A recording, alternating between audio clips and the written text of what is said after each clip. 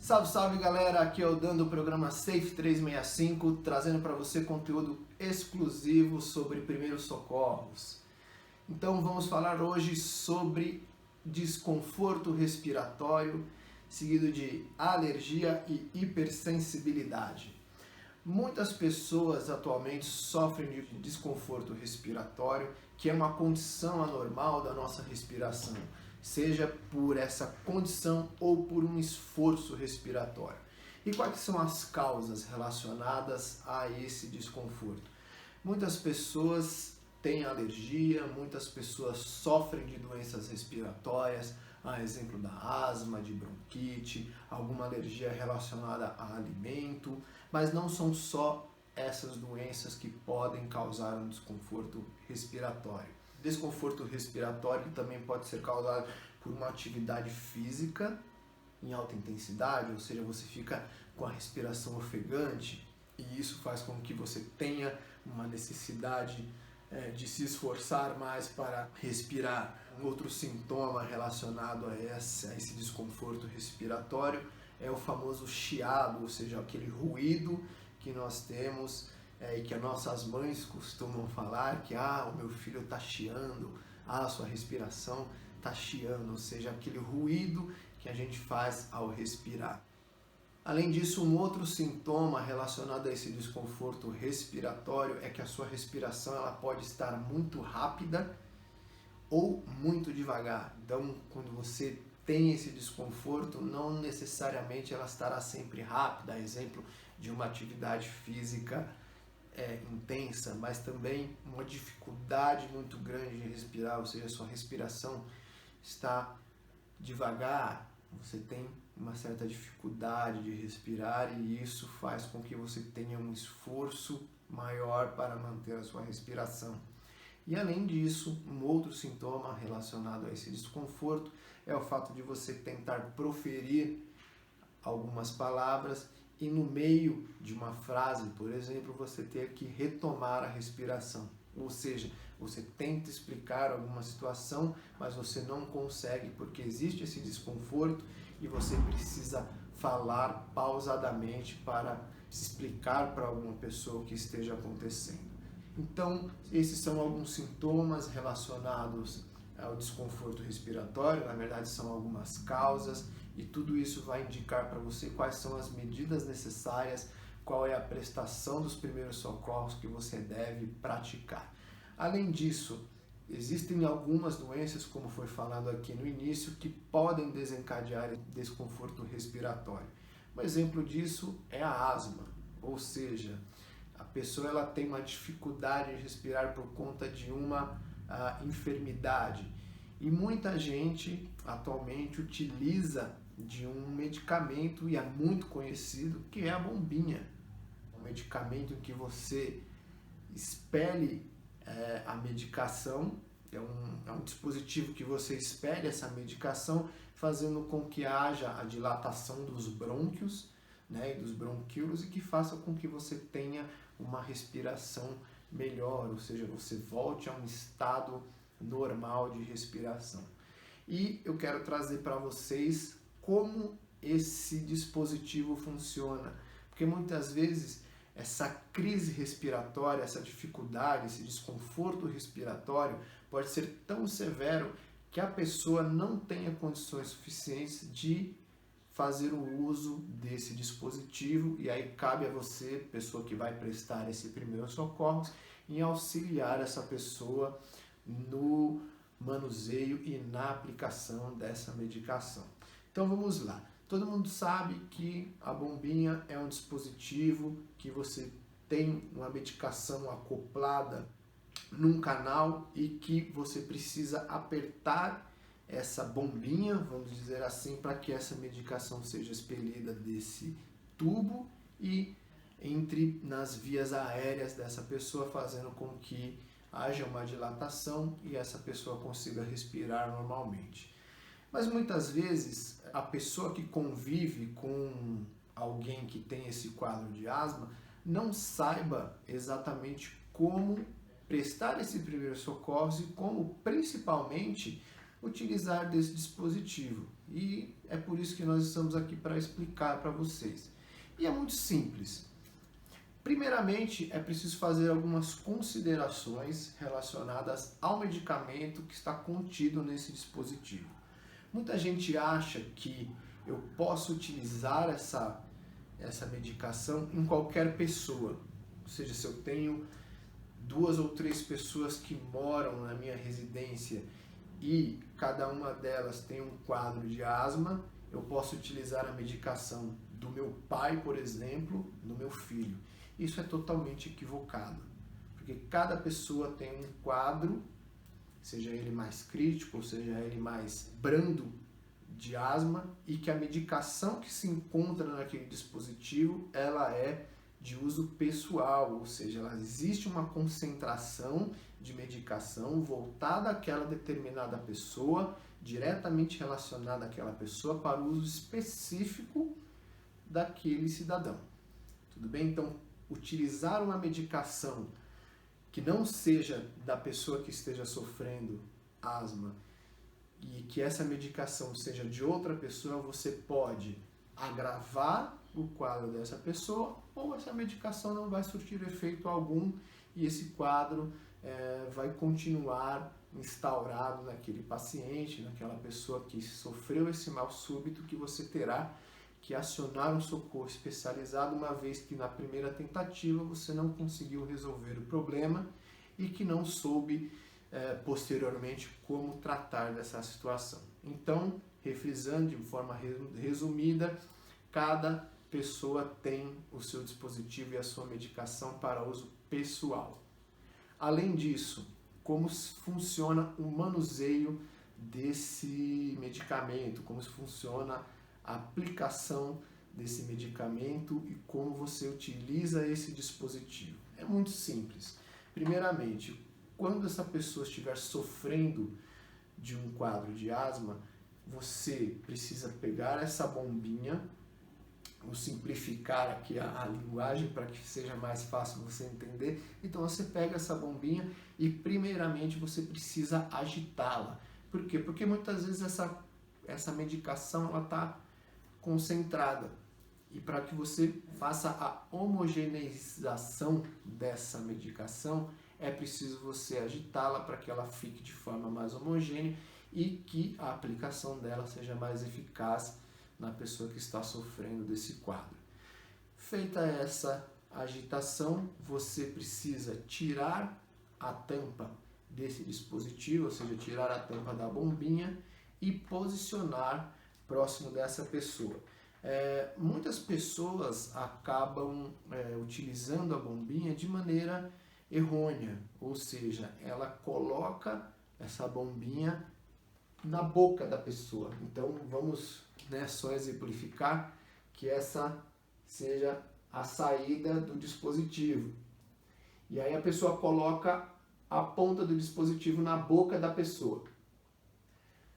No momento da aplicação desse medicamento, o que pode ocorrer? Essa pessoa ela pode ter todo o medicamento grudado na mucosa da boca e você acaba desperdiçando esse medicamento. Esse medicamento ele não atua de maneira eficaz e você tem que fazer uma nova compressão ali no dispositivo para que seja expelido mais uma dose daquele medicamento. Então, qual que é a maneira correta de se prestar esse primeiro socorro? A indicação que nós damos é que essa medicação ela seja ministrada pelo menos 4 dedos de distância da boca da pessoa. Então você pode colocar 4 dedos em frente à boca dessa pessoa e posicionar o dispositivo aqui.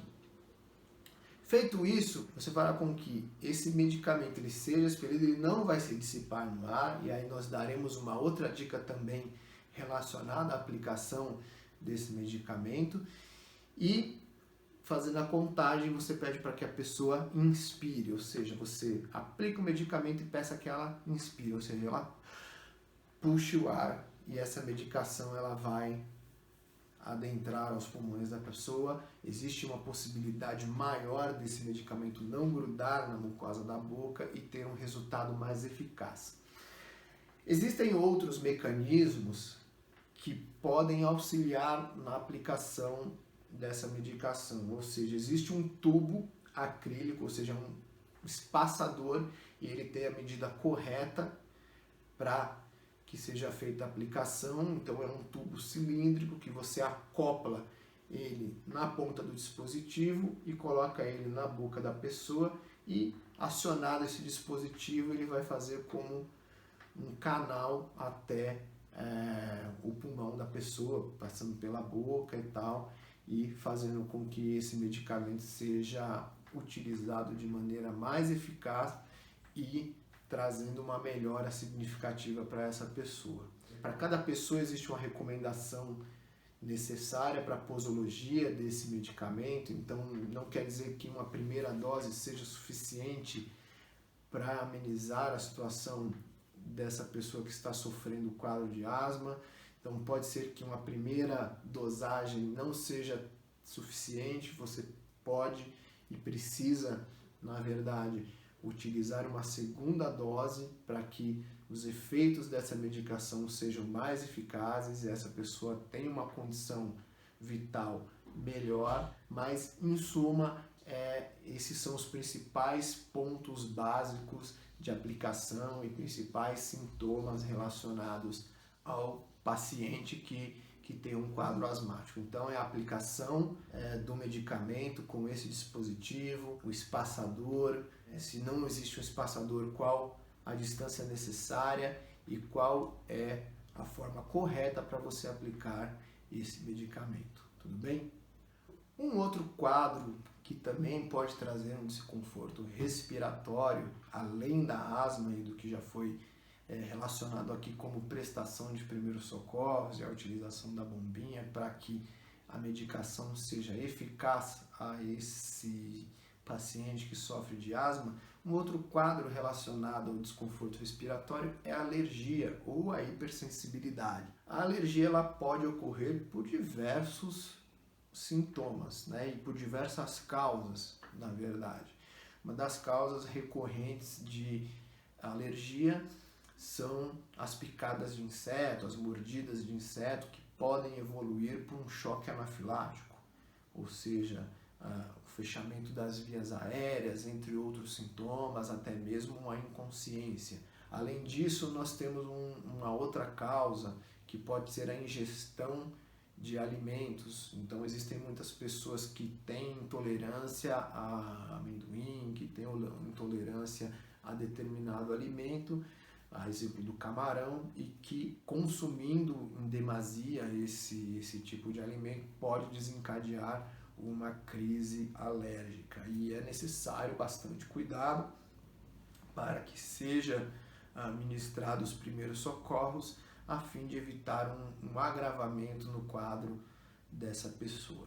Então, os principais sintomas, as principais causas, na verdade, relacionadas à alergia são as mordidas e as picadas de animais e o consumo de alimentos cuja essa pessoa seja intolerante.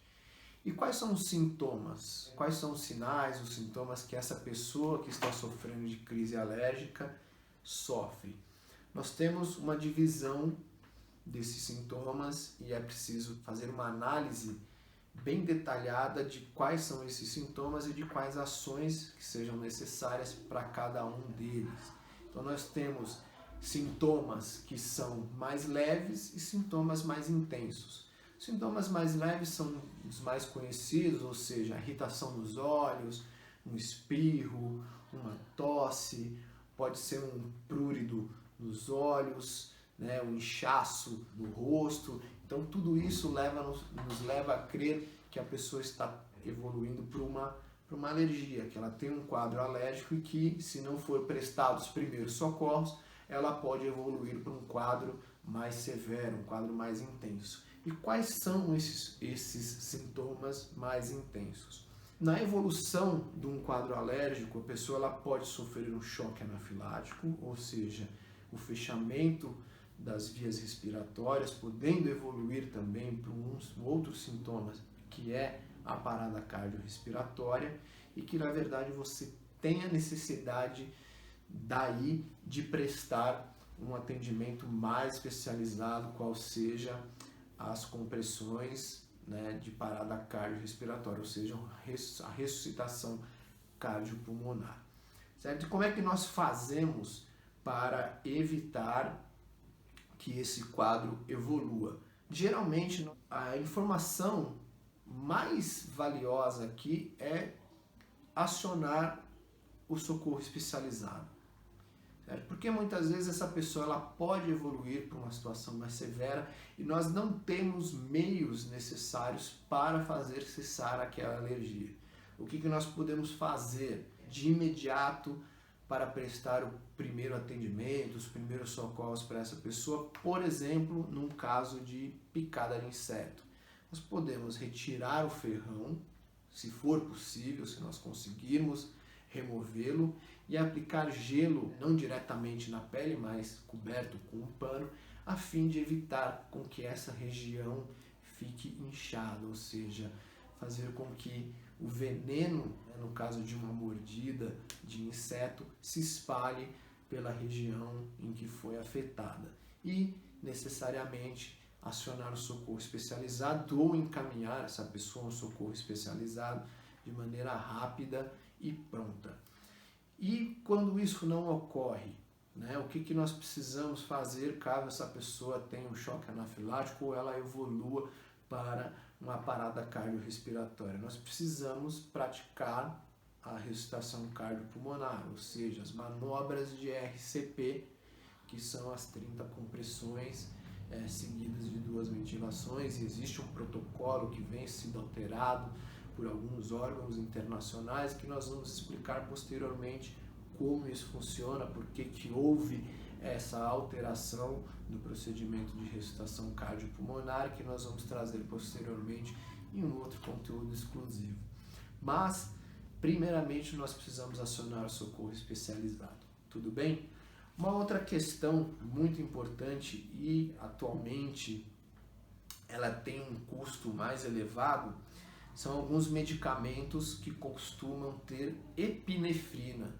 A epinefrina ela é uma substância que faz cessar esses sintomas alérgicos e, a exemplo da medicação que é utilizada no dispositivo para combater uma crise asmática, também é de uso pessoal, ou seja, existe uma medicação, existe uma dosagem específica para determinada pessoa que é feita para uso pessoal, tudo bem?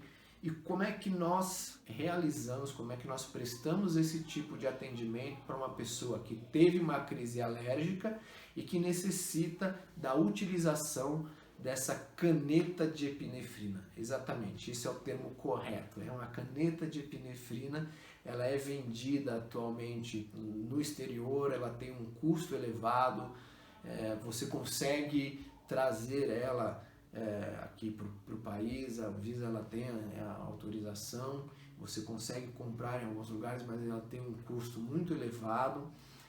Mas vamos lá, vamos falar da aplicação dessa caneta de epinefrina na pessoa que está sofrendo de uma crise alérgica. Primeiramente, nós precisamos retirar a tampa desse medicamento e no momento da aplicação você precisa segurar ela de maneira bem forte, uma vez que essa aplicação ela também precisa ser de maneira bem forte, e segurar aqui na base. E o que você precisa tomar cuidado? Tomar cuidado com a agulha dessa caneta, uma vez que ela é uma agulha grossa, porque essa aplicação será feita, e ela pode inclusive ser feita, por cima da roupa. Então, necessariamente, você não precisa remover a roupa de determinada pessoa que esteja sofrendo uma crise alérgica para aplicar esse tipo de medicamento. E onde nós vamos aplicar essa medicação? É muito simples.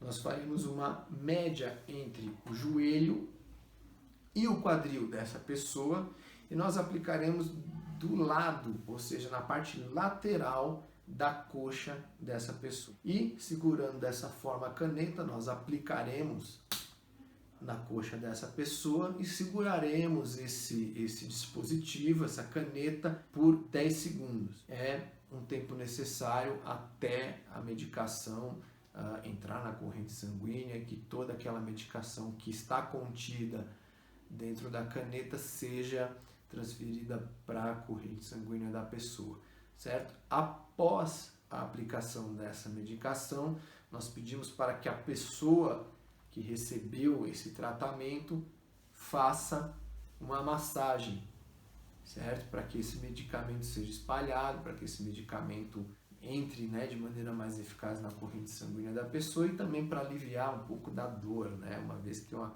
agulha grossa que transpõe qualquer tecido que você esteja utilizando e que serve justamente para essa aplicação sobre a roupa, certo? Feito esse procedimento, é necessário anotar na caneta qual foi o horário que foi feita a posologia, ou seja, o horário em que você aplicou essa medicação e, lógico, procurar um socorro especializado a fim de comprovar ou a fim de verificar se existe alguns sintomas e qual é a causa que fez, né, gerar esse quadro de alergia. Então nós trouxemos aqui os principais sintomas, as principais causas do desconforto respiratório e como você pode estar apto para salvar uma vida, para manter as condições vitais dessa pessoa até a chegada ou um encaminhamento para um socorro especializado. Então, se você gostou do nosso vídeo, deixe um like aqui, ative o sininho nas notificações da nossa página do YouTube e siga-nos nas nossas redes sociais, no YouTube, no Facebook e no Instagram. E qualquer dúvida pode deixar o seu comentário por aqui que nós responderemos a você com o maior prazer para que você esteja apto a salvar vidas. Mais uma vez, obrigado pela sua audiência e ficamos aqui com esse vídeo sobre desconforto respiratório. Até lá, até o próximo vídeo com mais conteúdos exclusivos no programa Safe 365. Um abraço!